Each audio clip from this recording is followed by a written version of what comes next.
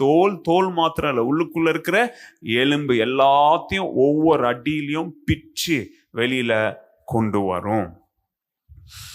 நிறைய நேரத்துல 2 அடி 3 அடி, கவனிங்க, நிறைய நேரத்துல 3ஆவது அடியில நிறைய கொடிய குற்றவாளிகளுடைய கிட்னி வெளியில தெரியும். நிறைய கொடிய குற்றவாளிகளுடைய கிட்னி என்ன செய்யும்? கிட்னியை நீங்க பார்க்க முடியுமா? ஆனா கிட்னியை 3 அடியில பார்க்கணும்னா அந்த சாட்டை அடி எவ்வளோ மோசமானதா இருந்திருக்கும் அப்படின்றத உங்க கண்களுக்கு முன்பதாக கொண்டாங்க. நிறைய பேர், கவனிங்க, நிறைய கொடிய குற்றவாளிகள் 10க்கு மேல சாட்டை அடி என்ன செய்ய மாட்டாங்க? தாங்க மாட்டாங்க. ஏன்னா அந்த 10 அடிக்குள்ளேயே பாடியில இருக்கிற பிளட் எல்லாம் என்ன செஞ்சிடும்? வீணா வேஸ்ட் ஆயிடும். Blood loss.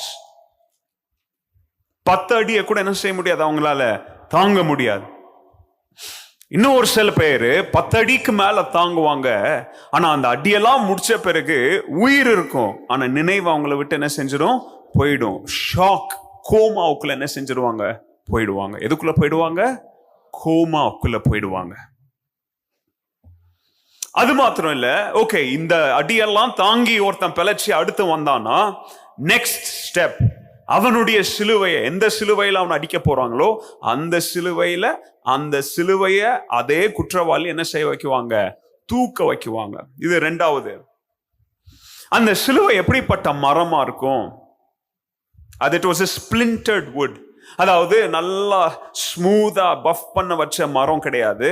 அது பிளவுண்ட மரம். அங்க மேடு பள்ளமா இருக்கும், அங்கங்க ஷார்ப்பா என்ன செய்யும்? நீட்டிக்கிட்டு குத்தும். கவனிச்சு பாருங்க, ஏற்கனவே அடியில தோல், ஸ்கின் எல்லாம் என்ன செஞ்சாயிட்டு? பிஞ்சு எல்லாம் ஆர்கன்ஸ் எல்லாம் அந்த எக்ஸ்போஸ் ஆன ஸ்கின்ல, அந்த எக்ஸ்போஸ் ஆன மசில் மேல இப்படி மரடுமா இருக்கிற இந்த மரக்கட்டை எடுத்து என்ன செய்வாங்க? அதாவது முழு சிலுவை, இப்படி இருக்கிற சிலுவையை சுமக்க வைக்க மாட்டாங்க. இப்படி இருக்கிற சிலுவை அங்க மலையின் மேல இருக்கும். இப்படி இருக்கிற சிலுவை, the horizontal beam, இதைதான் சுமக்க வைக்குவாங்க. அப்போ இந்த சிலுவை அவன் என்ன செய்யணும்? தூக்கணும். ஒவ்வொரு சிலுவை, ஒவ்வொரு piece of wood approximately 60 to 70 kilos. எவ்வளவு கிலோ? 60 to 70 kilo.